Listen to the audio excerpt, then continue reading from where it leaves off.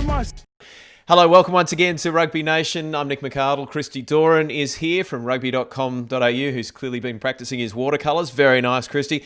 Two bumper games coming up in the final round of Super Rugby. A must-win for the Rebels against the Force. Matt Tamua joining us shortly. But first, from the Queensland Reds, as they get set to take on the Brumbies, Fraser McReight. Welcome to Rugby Nation. Thanks, guys. Thanks for having me.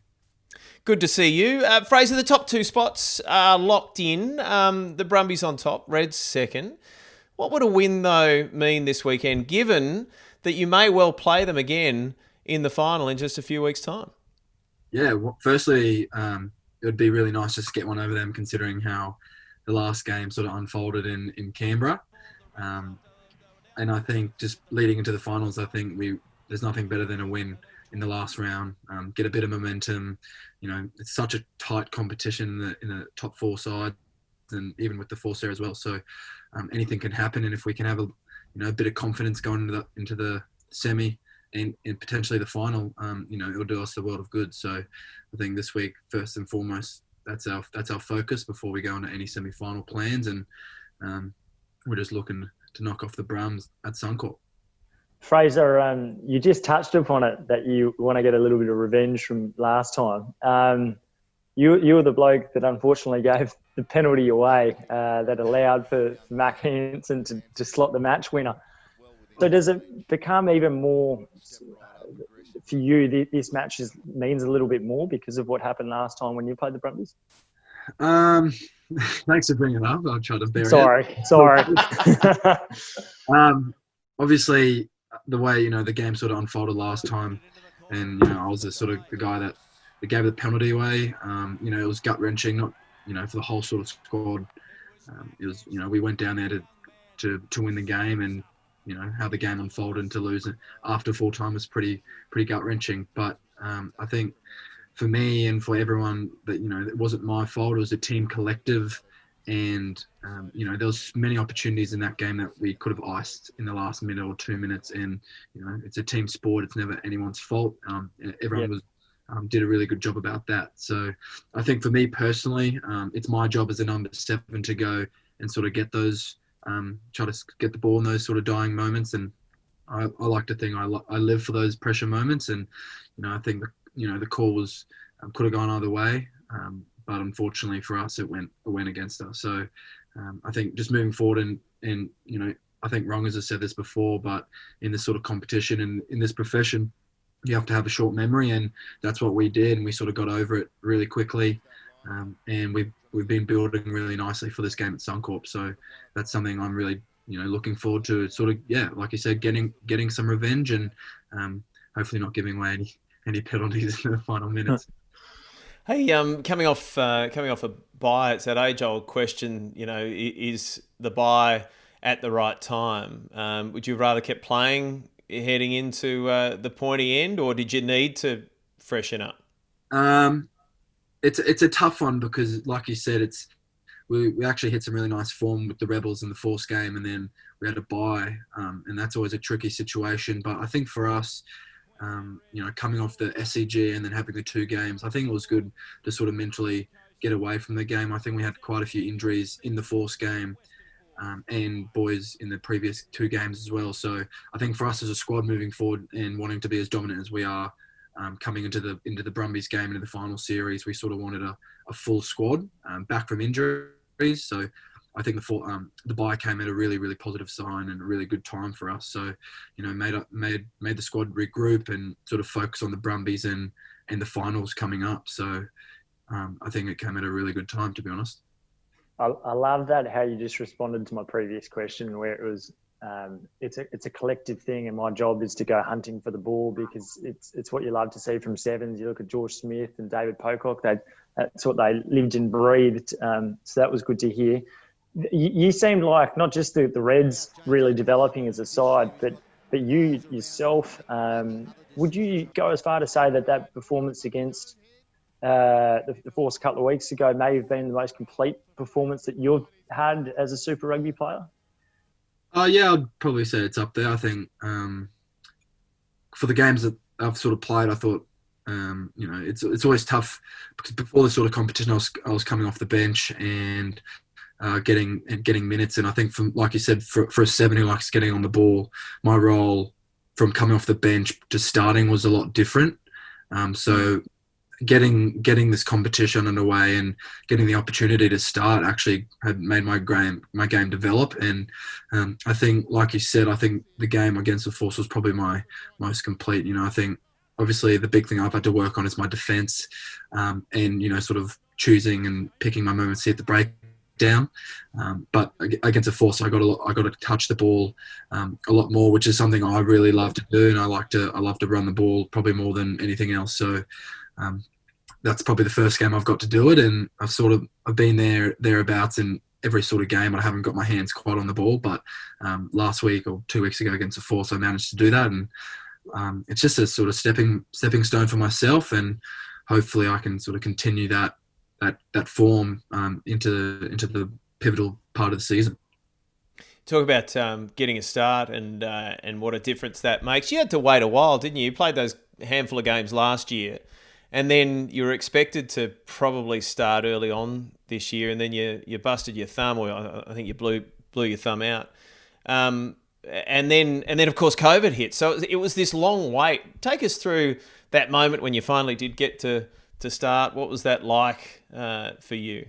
Yeah, well, sort of like you said, it was sort of a long history try to finally get the start. But I think the journey itself sort of made me appreciate the hard work that I sort of put into my development and actually getting there and getting that number 7 on my back. And I think playing firstly at Suncorp against the Waratahs, against Michael Hooper, the Australian captain and incumbent number 7, the script couldn't sort of been written better for me to make my debut. And lucky enough, we were able to sort of win that game and beat the Tars, which was, I think, was an 11-game winning streak, and sort of ended that.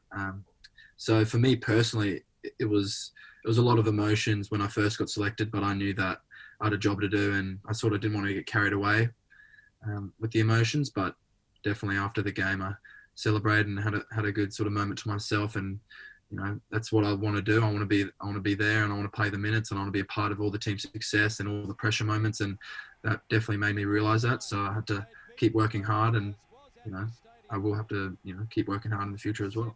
Fraser, Rod Kafer in a column that he wrote for Rugby.com.au just last week suggested that he would like to see a side that really favours youth and essentially pick a lot of guys that are under the age of 24. And he said in that he'd like to see either yourself or Liam Wright picked in front of the incumbent captain Michael Hooper. And you just made mention of Hoops and what it was like coming up against him wearing the 7 jersey. When you hear things like that, you're the junior Wallabies captain, is that something that you target going into the season or you aspire to, or what's it like coming up against someone like Hoops when you're really just starting off your career? Yeah, well, I'll sort of answer that 2 ways. Firstly, I want to be a Wallaby. I don't think, anyone who's Australian playing Super Rugby, that everyone wants to play for the Wallabies, and that's definitely been a dream of mine since I was a little boy, and that's something I really want to do. So, when I first got the mention that I was going to start against the Tars going up to Hoops, yeah, it was pretty daunting, especially because I hadn't really, I didn't really know how my standard of development and my game sense was if it was up to the level of Super Rugby. I've had a few minutes off the bench, but I never started, and I never really went against any particular good number 7 like I did against the Waratahs with Hoops. So that was definitely something in the back of my mind I was actually really excited for. I get to test myself against our best number 7 that Australia's had for a while, and he's on 99 test caps, and he's not there because he's a slouch. He's there because he's a great player, and luckily for me, I was able to go up toe to toe with him, and luckily enough for us, we got one over, and he got us over us in the SCG as well. So for me, it's definitely something I want to do, is play for the Wallabies, and going up against him sort of probably motivated me a lot more to do the best and to keep growing, and knowing that professional rugby it's a long journey, and everyone has a different journey in the sport. So for me personally, I don't know what's going to happen in the future, but I know that I want to play for the Wallabies, and if it comes this year, that'd be great. If it comes in the next few years,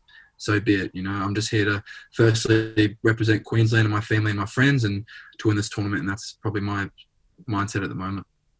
What sort of, if any, communication have you had with Dave Rennie? So as sort of in the pony squad, I've had conversations with Dave and Matt Taylor and Scott as well. So, we've all, been speaking to them individually.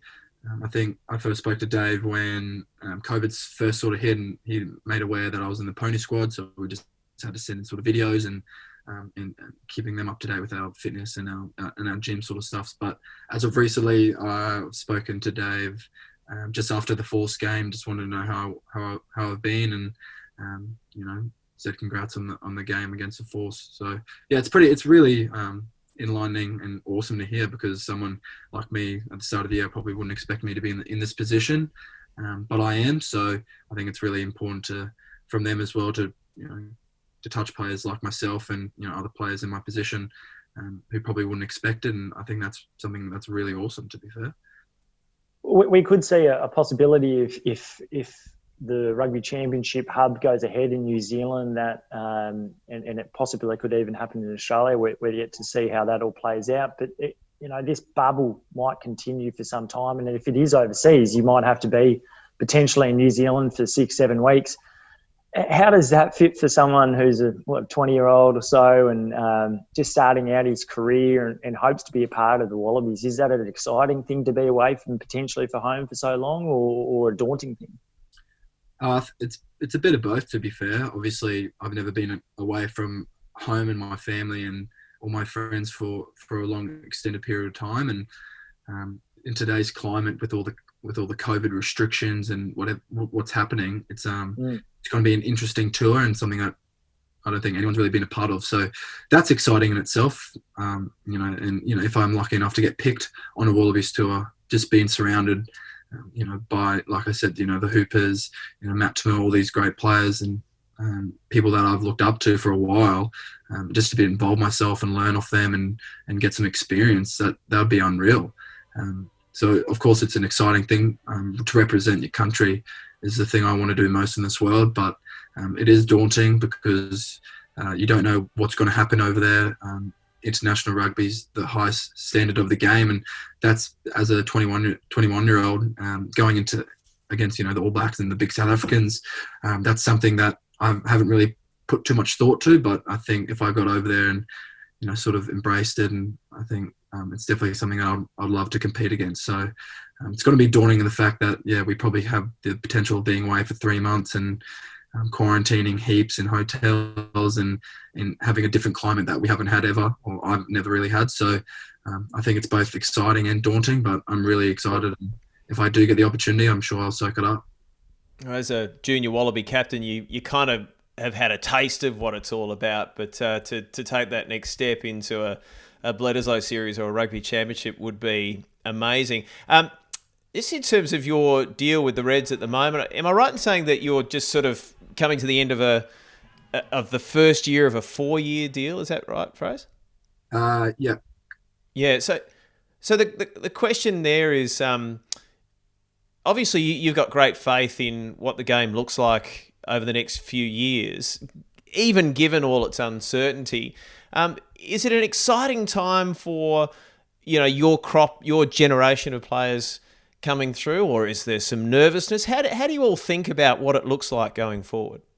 To be fair, I think at the Queensland Reds, everyone is so excited for the future. We have such a good group there, and we're all so young, and we're all best mates, and we love turning up every day and putting our best foot forward on the field, learning, growing together, and that's something for me. That's why I committed to the Reds, and I've got such a good mateship there, and I can be better as a person and as a player, and that's definitely why I wanted to stick around. But I know with the junior Wallabies last year and the 18s coming through, I definitely think we have a lot of success coming up for Australian rugby. But I'm not too sure how all the other Super Rugby teams are feeling in their juniors and all the younger players. But I know at the Reds we're really excited, and we just want to see the game develop in Australia and go back to what it was when we were really strong in the 90s and early 2000s, because we love the game and we love playing it, and we really want to get it back to where it was.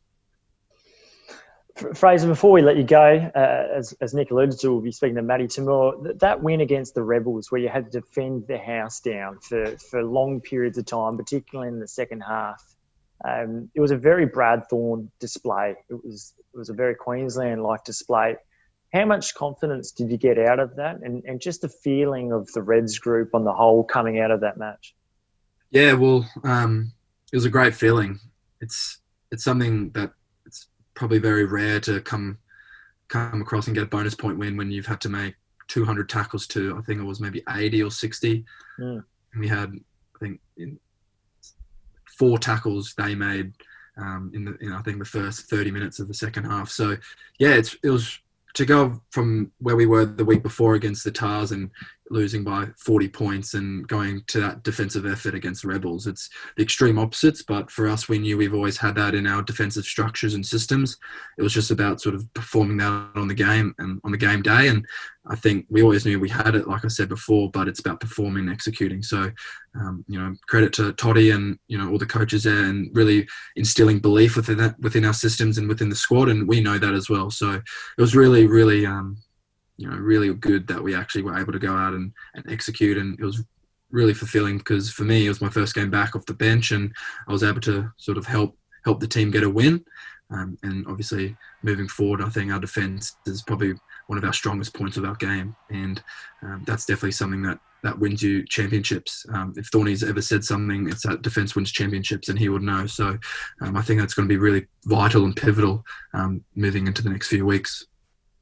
Yeah, I know everyone loves seeing, tries scored and expansive play and all that sort of thing. But for me, that was one of the highlights of the year, that half of footy. I reckon that was just amazing. Fraser, great to get a few minutes with you. I reckon we're going to be seeing and hearing a lot more from you over the next few years. Thanks for joining us on Rugby Nation.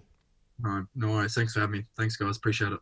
Well, that's Fraser McReight ahead of the Reds and the Brumbies. That's the 7:00 game on Saturday night. And earlier on that day, on Saturday, the Rebels and the Force. Now, the equation is simple. The Rebels need to win by 4 points and they will be into the playoffs for the first time. The Rebels captain is Matt Timur, and he joins us on Rugby Nation. Matty, welcome. Thanks for having us, guys. Cheers. It's not complicated, is it? It's pretty simple. You don't have to rely on anything else. It's all up to you guys now. Yeah, even I can do the math, so that's good. It's if I can do it, then it's nice and simple. So, a little bit of chance for us to make a little bit of history for our club, which is special. And it's very much in our hands, which is, I guess, how you like it. So we're happy with that. Matt, given everything that's gone down, given the fact that you've been on the road for what seems an eternity, you're in a hotel at the moment, you're in the bubble. You said you were free all day to do this sort of interview. What would it mean for Melburnians and the club in general to qualify the finals for the first time? Yeah, I think a lot. If you just look at the history of the club, fighting for a Super Rugby franchise or club for so long and then getting it and, the turmoil that's kind of happened. And then obviously this year in itself is it's been, has been telling as well. And, a lot of the fans haven't been able to come to games. We've been watching on telly, have been, locked in all week. So I'm sure they look forward to watching a bit of rugby on the weekend. So, yeah, if we can put a smile on their face, that'd be great. And then with our own environment, there's quite a lot of stories within our own environment, people leaving and coming and going throughout the season in itself. So, we're building something, got quite a special little group here and would love to, have something to smile about, I think. Speaking of smiling, Dave Vessels hasn't really had cause for a lot of that after this similar game for the last 2 seasons because, the Rebels have been in the hunt for 2 seasons in a row now and haven't quite got over the line and fallen into the finals. What's different this time, do you reckon? I know you weren't around 2 seasons ago, but you were last year. I hope the result will be different. I think... those are a part of the story as well. I guess, I don't really want to just say this year as if it's isolated. We've got quite a few guys who were around there last year and then, before me as well the year before. So hopefully we've learned a bit from that. Coming off a couple losses now, it hasn't been ideal. But, once again, hopefully we've learned from that. I think we are... I think on the weekend, I think to be fair, maybe in the past, Rebels teams might not have got a mini result in the sense of a bonus point or something like that. So that's already, I think, progress of the kind in a sense. But Yeah, I think those losses, missing out on the finals in the last couple of years, are all a part of the story, and hopefully we've learned something from that. Yeah, you like to think so from a Rebels perspective. Who was it? Rob Penny after Saturday night's game was saying that he would be crossing his fingers for the Force and sending all the goodwill that he could there. The Western Force, though, we all know the history, particularly those that are living and breathe it from the Force. But you weren't in Australian rugby at the time when they were cold. But the Force, the Rebels, that relationship, how do you feel going into a game like this, knowing the high stakes and the turmoil that was going on between these two clubs in 2017? Yeah, look, it's I guess the relationship isn't actually too bad. It was artificially created in a sense. They had to pick one team, so I don't think it was anything between the two teams, any bad will, whatever. But one guy, there's definitely a little bit of feeling there. At the end of the day, we got a lot of guys here who came over from the Force, so we've got a lot of guys who are sympathetic to their cause as well, and it's almost ironic in the sense that both the Force and us have been the teams traveling this whole time as well. So we know what they're going through in that, and we have a lot of respect for them as well, and doing what they have for Australian rugby during this time, and being on the road away from home, and really getting giving it a competition. So a good competition. So that's been really helpful, I think. There's definitely some friendships there. It's as I said, I don't think there's any bad will between the players, that's for sure. Matty, looking beyond that, there's obviously with Michael Hooper last week announcing that he was going to be going to Japan. Yourself and Dane Haylett-Petty are also eligible to do something like that. From what we know, you and Dane can't go at the same year. Are you able to just run us through not just how you're feeling, but how that all came about, and whether or not you actually see yourself taking up the option to go overseas at some point in time? Yeah, so Dane and I, so only one person from each club can go. I think it might be over the next 2 or 3 years. You can take it. So, the whole idea was basically there were a lot of concessions made financially from a lot of players, and then a few made a bit heavier concessions. So, the idea was to a chance to recoup that, but also a bit of personal development, and also being away from the game. Or Australian rugby for 6 months, potentially give some younger guys a bit of go as well. So there's definitely benefits all around there, I think. So pretty happy for Hoops in quite a few ways. He's going to a club where former Black captain and coach are, and he'll hopefully be able to steal a fair bit of IP and bring it back for us. I think that'll be great on many fronts for Australian rugby. So pretty excited about that. I haven't progressed anything further than having a look. It's just an option for me personally. But, we'll see where things go. It's nice to have it there as you get a little bit older and sorer, so we might have to, have a look at it later. But, at the moment, it's firmly, I'm comfortable where I am. Matty, you're actually part of putting those plans in place, those sabbaticals and dealing with head office at that time. You're a senior voice in the game now, the Rebels rep on Rupa. You were part of the National Return to Play Committee. Can you give us an idea of how the players are feeling about where the game is right now? We've had the details of the broadcast deal and the offerings released over the last few weeks. You can see what's on offer to broadcasters. What's your take as a senior player on where the game's travelling? Yeah, it's look, I think it's an odd time for any industry at the moment. Rugby's obviously got a little bit of a, I wouldn't say checkered, but, complicated past in a sense. I think there's been a fair bit of excitement about Hamish McLennan coming in. I think with his history and idea of being quite, I think, he thinks into the future a little bit, and he's quite proactive in that sense. And I think, there's a bit of breath of fresh air there, I think, which probably a lot of rugby people have been feeling we've needed for a little while. Ideas of, all the competition ideas or state of union games and things like that. It's quite cool to see, I think, because, I think rugby very much has a lot of tradition, and that's good. But, we need to excite fans again and get people wanting to come in a little bit more now and give them a good product in a sense. So, I think personally, I think there's definitely a lot to be excited by.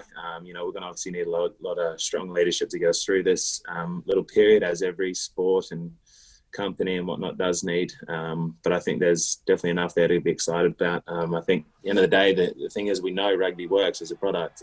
It's flourishing all over the world. We just got to get the right mix here, and do what, and put a product out there that fans want here. Because at the end of the day, that's, we want to be inspiring kids, and we want families to want to come to footy to watch us play. So yeah, we'll find that mix. I think that's important for us. So yeah, plenty of excitement. I'm happy to be a part of it at the moment, I think, because hopefully we can have a long-lasting effect on the game. Matt, Trans-Tasman competitions, Australian-only domestic comps. Firstly, do you want to play a Trans-Tasman? And secondly, is Australian rugby good enough to have 5 sides and go well against the Kiwis and give them a nudge? Yeah, I think we are. I think Trans-Tasman would be the most logical move. I think, Super Rugby AU this year has been great, but I think we're probably looking for a longer tournament. And I think, if we played each other 5 times, we would just get bored, including the players. So it'd be good to, include a bit of the, the Kiwis there. And remaining competitive is important. It's my firm opinion, we definitely have enough players, but we've just got so many overseas. We've got, a lot of expats everywhere. So how we make that, how we make everyone competitive, whether it's bringing back or we use imports, international players or whatever. I think we can be quite creative around that. I think, 4 predominantly Australian-based, current teams is probably where you're looking at, but I think we can easily have 5, and being, as I say, be quite creative with how we make that up. We do have a strong juniors program. I think, we've still got so many people overseas. I remember playing in Europe when I was playing for Leicester. Almost every game I'd be catching up with an Aussie in the post-match function, and you'd be going, what are you doing here? And then they'd say the same thing back. So, if we can get a few of those guys over, I'm more than confident we can compete on that level. So much uncertainty at the moment. We don't know whether the Rugby Championship's going to be played or where it's going to be played, and if it's not, how many Bledisloes do we have? And all, there seems to be so much up in the air. But one thing's for certain, your form is making it very hard for Dave Rennie to leave you out of calculations, despite our good friend Rod Kay for calling for a youth policy just last week. But you're certainly saying, hey, don't forget me, I'm still here. You must be stoked with the way you're playing. Yeah, it's felt really confident coming into this year. Actually, I feel like I've gone overseas. I've learned a lot. I feel quite comfortable in myself as a player a little bit. I think probably lacked a lot of confidence when I was younger and kind of searching a lot. But I think going overseas definitely has helped a little bit of that, figuring out who you are as a player and what your strengths are, and trying to capitalize on those. So yeah, I've been happy with a bit of my form, not all of it, obviously. But, ultimately for me, I'm going to bore you and just say it's about the team. But yeah, getting through the finals would be the ultimate goal personally, and from a team perspective. And then, post that, hopefully if there's a few games I can be involved somehow. It's always nice to get off to a good start with the new coach. So hopefully that works out. What's your interaction been with Dave Rennie so far? And you're looking forward to a new environment where Scotty Wisemantel's in and Matty Taylor and other people like that? Yeah, most of it's been on Zoom, like right now, with Dave, and had quite a few, little working groups and things like that. So they've been quite active in our development, which has been great. And then, Wisey and Tatsy have had a bit to do with over the years. Tatsy was actually school coach against my school team when we were younger. They beat us in the final, and I still remember that. They were the horrible days. But it's really cool actually. It's pretty cool when you get to be a part of, you see a coach's journey as well as you're doing it, because you kind of feel like a part of it together. So that'll be awesome. I'm sure we've all grown, and it'll be great to learn off their experiences that they've had internationally. So yeah, I think there's a lot of excitement around the Wallaby program. So hopefully we can capitalize on that. There's always a lot of excitement around a new environment. But I think, more than anyone, I think everyone just wants some results now. So hopefully we can get some silverware back. That's interesting that more than anything, you want to see results. Absolutely. It's a sports is a results-based industry. How do you think the Wallabies will play this year differently to you did under Michael Checker? Yeah, I think we'll still have the same DNA. At the end of the day, everyone, you go down to your local park, and people love running rugby. It's what we're kind of brought up on. It's got that league influence. It's got it's very much what we enjoy. I think Dave, if you've watched his Chiefs teams, particularly in the past when they were quite successful, they were a very, very physical team. Their pack was, super dominant. They had a crafty kicking game, but then also, very much dominated by exciting attacking game. And I think that was very much part of their remit when they looked for a coach, because you've got to be, it's got to align with, I think, our values in Australia, because ultimately that's who you're trying to inspire. So I think that's really good. As I said, if you look at the teams he's coached in the past, I think Australians would be pretty happy if we play like that. New coach, new coaching staff, and a lot of good talent around, Matty. There seems to be a lot of good stories in Australian rugby at the moment. Looking forward to you being part of that Wallaby setup, but obviously an important game coming up against the Force on Saturday. Some history on offer as well. So go well on Saturday. Christy, good to see you. Terrific to spend some time with Fraser McReight as well. And of course, as always, thank you for being with us this week on Rugby Nation. I'm Nick McArdle. Bye for now.